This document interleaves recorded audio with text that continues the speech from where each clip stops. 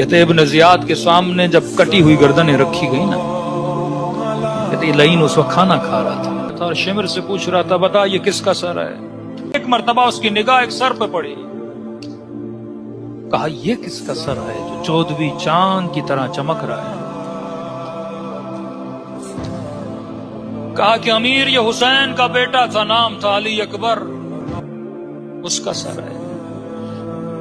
کہتے اس نے کھانا کھانا چھوڑ دیا۔ کہا تجھے کس نے کہا تھا حسین کو شہید کرو؟ کہا امیر آپ کا حکم تھا۔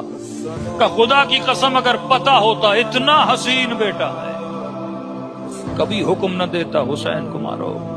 کہا امیر کیوں؟ کہ جس کا اتنا حسین بیٹا ہو اور اس کی گردن کٹ جائے، وہ اگر زندہ ہوتا نا اس کو دیکھ دیکھ کے تڑپ کے دنیا سے چلا جاتا۔